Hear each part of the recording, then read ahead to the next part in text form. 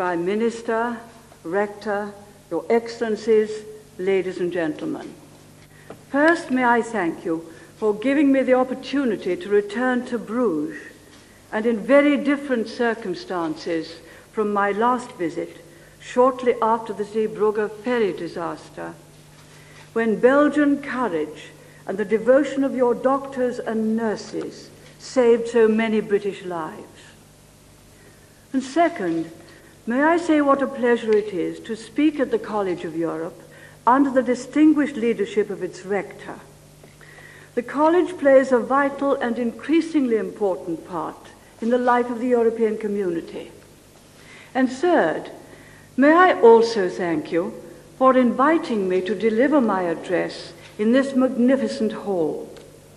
What better place to speak of Europe's future than a building which so gloriously recalls the greatness that Europe had already achieved over 600 years ago. Your city of Bruges has many other historical associations for us in Britain. Geoffrey Chaucer was a frequent visitor here, and the first book to be printed in the English language was produced here in Bruges by William Caxton. Mr. Chairman, you have invited me to speak on the subject of Britain and Europe. Perhaps I should congratulate you on your courage. If you believe some of the things said and written about my views on Europe, it must seem rather like inviting Genghis Khan to speak on the virtues of peaceful coexistence. I want to start by disposing of some myths about my country, Britain, and its relationship with Europe. And to do that, I must say something about the identity of Europe itself. Europe is not the creation of the Treaty of Rome, nor is the European idea the property of any group or institution. We British are as much heirs to the legacy of European culture as any other nation. Our links to the rest of Europe, the continent of Europe, have been the dominant factor in our history. For 300 years we were part of the Roman Empire, and our maps still trace the straight lines of the roads the Romans built. Our ancestors, Celts, Saxons, Danes, came from the continent. Our nation was, in that favorite community word, restructured under the Norman and Angevin rule in the 11th and 12th centuries. This year, we celebrate the 300th anniversary of the glorious revolution in which the British crown passed to Prince William of Orange and Queen Mary. Visit the great churches and cathedrals of Britain. Read our literature and listen to our language. All bear witness to the cultural riches which we have drawn from Europe and other Europeans from us. We in Britain are rightly proud of the way in which, since Magna Carta in the year 1215, we have pioneered and developed representative institutions to stand as bastions of freedom. And proud, too, of the way in which for centuries Britain was a home for people from the rest of Europe who sought sanctuary from tyranny. But we know that without the European legacy of political ideas, we could not have achieved as much as we did. From classical and medieval thought, we have borrowed that concept of the rule of law which marks out a civilized society from barbarism. And on that idea of Christendom to which the rector referred, Christendom for long synonymous with Europe, with its recognition of the unique and spiritual nature of the individual, on that idea, we still base our belief in personal liberty and other human rights. Too often, the history of Europe is described as a series of interminable wars and quarrels. Yet from our perspective today, surely what strikes us most is our common experience. For instance, the story of how Europeans explored and colonized, and yes, without apology, civilized much of the world, is an extraordinary tale of talent, skill, and courage. And we British have in a very special way contributed to Europe. Over the centuries, we have fought to prevent Europe from falling under the dominance of a single power. We have fought and we have died for her freedom. Only miles from here in Belgium lie the bodies of 120,000 British soldiers who died in the First World War. Had it not been for that willingness to fight and to die, Europe would have been united long before now, but not in liberty, not in justice. It was British support to resistance movements throughout the last war that helped to keep alive the flame of liberty in so many countries until the day of liberation. Tomorrow, King Baudouin will attend a service in Brussels to commemorate the many brave Belgians who gave their lives in service with the Royal Air Force, a sacrifice which we shall never forget. And it was from our island fortress that the liberation of Europe itself was mounted. And still, today, we stand together. Nearly 70,000 British servicemen are stationed on the mainland of Europe. All these things alone are proof of our commitment to Europe's future. The European community is one manifestation of that European identity, but it is not the only one. We must never forget that east of the Iron Curtain, peoples who once enjoyed a full share of European culture, freedom and identity have been cut off from their roots. We shall always look on Warsaw, Prague and Budapest as great European cities. Nor should we forget that European values have helped to make the United States of America into the valiant defender of freedom which she has become. This is no arid chronicle of obscure facts from the dust-filled libraries of history. It is the record of nearly 2,000 years of British involvement in Europe, cooperation with Europe, and contribution to Europe, a contribution which today is as valid and as strong as ever. Yes, we have looked also to wider horizons, as have others, and thank goodness for that, because Europe never would have prospered and never will prosper as a narrow-minded, inward-looking club. The European community belongs to all its members. It must reflect the traditions and aspirations of all its members. And let me be quite clear. Britain does not dream of some cozy, isolated existence on the fringes of the European community. Our destiny is in Europe as part of the community. That is not to say that our future lies only in Europe, but nor does that of France or Spain, or indeed of any other member. The community is not an end in itself, nor is it an institutional device to be constantly modified according to the dictates of some abstract intellectual concept, nor must it be ossified by endless regulation. The European community is the practical means by which Europe can ensure the future prosperity and security of its people in a world in which there are many other powerful nations and groups of nations. We Europeans can't afford to waste our energies on internal disputes or arcane institutional debates. They are no substitute for effective action.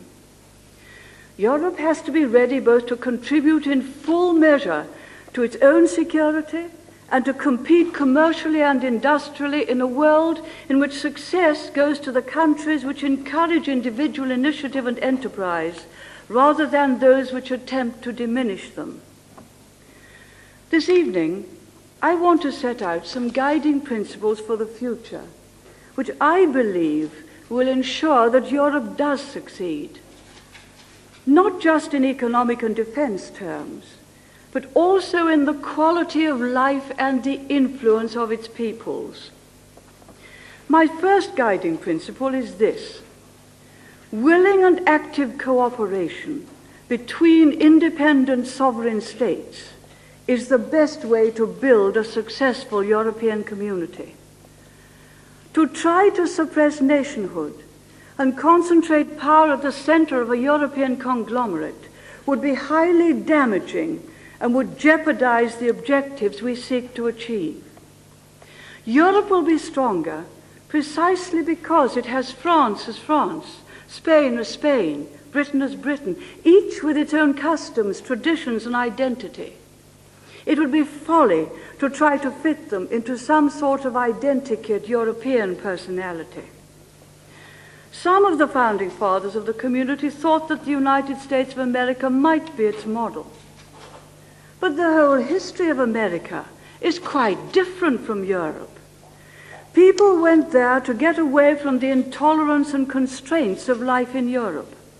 They sought liberty and opportunity, and their strong sense of purpose has, over 2 centuries, helped to create a new unity and pride in being American, just as our pride lies in being British, or Belgian, or Dutch, or German. I am the first to say that on many great issues, the countries of Europe should try to speak with a single voice. I want to see us work more closely on the things we can do better together than alone. Europe is stronger when we do so, whether it be in trade, in defense, or in our relations with the rest of the world. But working more closely together does not require power to be centralized in Brussels or decisions to be taken by an appointed bureaucracy. Indeed, it is ironic that just when those countries, such as the Soviet Union, which have tried to run everything from the center, are learning that success depends on dispersing power and decisions away from the center, there are some in the community who seem to want to move in the opposite direction. We have not successfully rolled back the frontiers of the state in Britain, only to see them reimposed at a European level, with a European superstate exercising a new dominance from Brussels. Certainly we want to see Europe more united and with a greater sense of common purpose. But it must be in a way which preserves the different traditions, parliamentary powers, and sense of national pride in one's own country. For these have been the source of Europe's vitality through the centuries. My second guiding principle is this: community policies must tackle present problems in a practical way, however difficult that may be. If we can't reform those community policies which are patently wrong or ineffective, and which are rightly causing public disquiet, then we shall not get the public's support for the community's future development. And that is why the achievements of the European Council in Brussels last February are so important. It wasn't right that half the total community budget was being spent on storing and disposing of surplus food. Now, those stocks are being sharply reduced.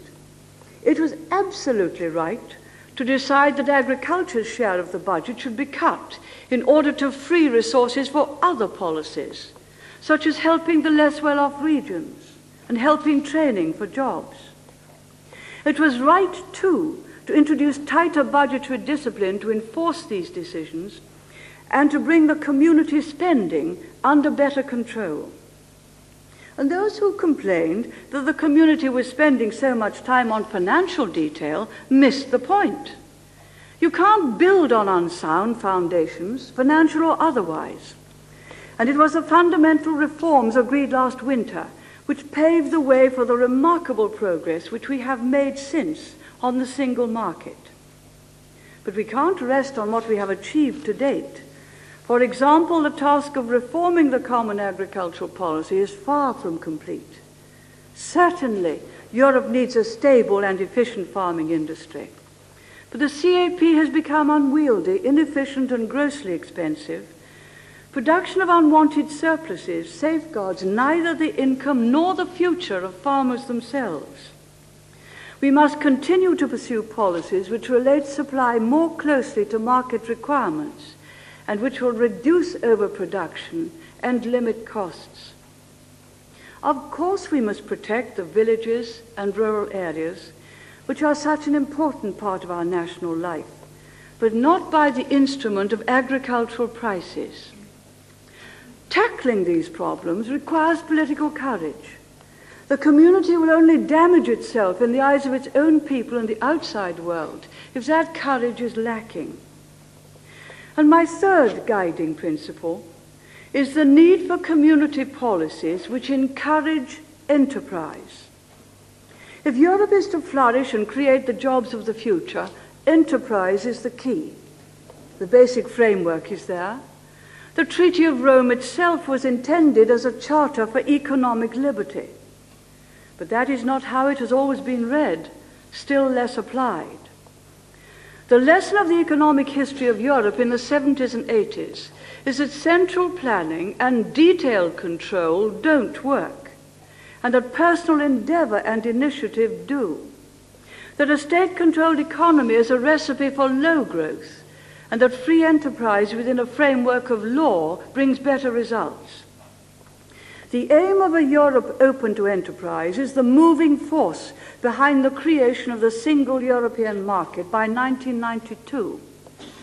By getting rid of barriers, by making it possible for companies to operate on a European scale, we can best compete with the United States, Japan, and the other new economic powers emerging in Asia and elsewhere. And that means action to free markets, action to widen choice, action to reduce government intervention. Our aim should not be more and more detailed regulation from the center. It should be to deregulate and to remove the constraints on trade. Britain has been in the lead in opening its markets to others. The City of London has long welcomed financial institutions from all over the world, which is why it is the biggest and most successful financial center in Europe. We have opened our market for telecommunications equipment, introduced competition into the market for services, and even into the network itself, steps which others in Europe are only now beginning to face. In air transport, we have taken the lead in liberalization and seen the benefits in cheaper fares and wider choice. Our coastal shipping trade is open to the merchant navies of Europe. We wish we could say the same of many other community members. Regarding monetary matters, let me say this. The key issue is not whether there should be a European central bank. The immediate and practical requirements are to implement the community's commitment to free movement of capital. In Britain, we have it. And to the abolition throughout the community of exchange controls. In Britain, we abolished them in 1979. To establish a genuinely free market in financial services, in banking, insurance, investment, and to make greater use of the ECU.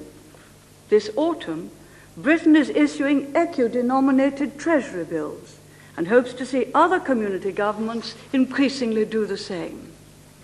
These are the real requirements because they are what the community, business, and industry need if they are to compete effectively in the wider world.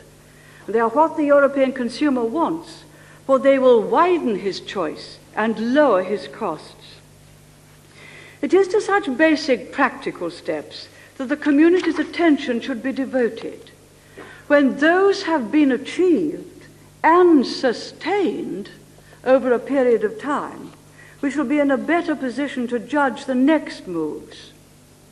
It is the same with frontiers between our countries. Of course we want to make it easier for goods to pass through frontiers. Of course we must make it easier for people to travel throughout the community. But it's a matter of plain common sense that we can't totally abolish frontier controls if we are also to protect our citizens from crime and stop the movement of drugs, of terrorists, and of illegal immigrants. That was underlined graphically only 3 weeks ago when one brave German customs officer, doing his duty on the frontier between Holland and Germany, struck a major blow against the terrorists of the IRA. And before I leave the subject of the single market, may I say that we certainly do not need new regulations which raise the cost of employment and make Europe's labor market less flexible and less competitive with overseas suppliers. If we are to have a European Company Statute, it should contain the minimum regulations. And certainly we in Britain would fight attempts to introduce collectivism and corporatism at the European level, although what people wish to do in their own countries is a matter for them. My fourth guiding principle is that Europe should not be protectionist. The expansion of the world economy requires us to continue the process of removing barriers to trade and to do so in the multilateral negotiations in the GATT. It would be a betrayal if, while breaking down constraints on trade within Europe, the community were to erect greater external protection. We must ensure that our approach to world trade is consistent with the liberalization we preach at home. We have a responsibility to give a lead on this, a responsibility which is particularly directed towards the less developed countries. They need not only aid, more than anything, they need improved trading opportunities if they are to gain the dignity of growing economic strength and independence. And my last guiding principle concerns the most fundamental issue, the European countries' role in defense. Europe must continue to maintain a sure defense through NATO. There can be no question of relaxing our efforts, even though it means taking difficult decisions and meeting heavy costs. It is to NATO that we owe the peace that has been maintained over 40 years. The fact is, things are going our way. The democratic model of a free enterprise society has proved itself superior. Freedom is on the offensive, a peaceful offensive the world over, for the first time in my lifetime. We must strive to maintain the United States' commitment to Europe's defense. And that means recognizing the burden on their resources of the world role they undertake, and their point that their allies should bear a full part of the defense of freedom, particularly as Europe grows wealthier. Increasingly, they will look to Europe to play a part in out-of-area defense, as we have recently done in the Gulf. NATO and the Western European Union have long recognized where the problems of Europe's defense lie and have pointed out the solutions. And the time has come when we must give substance to our declarations about a strong defense effort with better value for money. It's not an institutional problem. It's not a problem of drafting. It's something at once simpler and more profound. It's a question of political will and political courage, of convincing people in all our countries that we can't rely forever on others for our defense, but that each member of the alliance must shoulder a fair share of the burden. We must keep up public support for nuclear deterrence, remembering that obsolete weapons don't deter, hence the need for modernization. We must meet the requirements for effective conventional defense in Europe against Soviet forces, which are constantly being modernized. We should develop the WEU not as an alternative to NATO, but as a means of strengthening Europe's contribution to the common defense of the West. Above all, at a time of change and uncertainty in the Soviet Union and Eastern Europe, we must preserve Europe's unity and resolve so that whatever may happen, our defense is sure. At the same time, we must negotiate on arms control and keep the door wide open to cooperation on all the other issues covered by the Helsinki Accords. But let us never forget that our way of life, our vision, and all we hope to achieve is secured not by the rightness of our cause, but by the strength of our defense. On this, we must never falter, never fail. Mr. Chairman, I believe it's not enough just to talk in general terms. about a European vision or ideal. If we believe in it, we must chart the way ahead and identify the next steps. And that's what I have tried to do this evening. This approach doesn't require new documents. They are all there. The North Atlantic Treaty, the revised Brussels Treaty, and the Treaty of Rome, texts written by far-sighted men, a remarkable Belgian, Paul-Henri Spaak, among them. However far we may want to go, the truth is that we can only get there one step at a time. And what we need now is to take decisions on the next steps forward, rather than let ourselves be distracted by utopian goals. Utopia never comes, because we know we shouldn't like it if it did. Let Europe be a family of nations, understanding each other better, appreciating each other more, doing more together, but relishing our national identity no less than our common European endeavor. Let us have a Europe which plays its full part in the wider world, which looks outward, not inward, and which preserves that Atlantic community, that Europe on both sides of the Atlantic, which is our noblest inheritance and our greatest strength. May I thank you for the privilege of delivering this lecture in this great hall to this great college.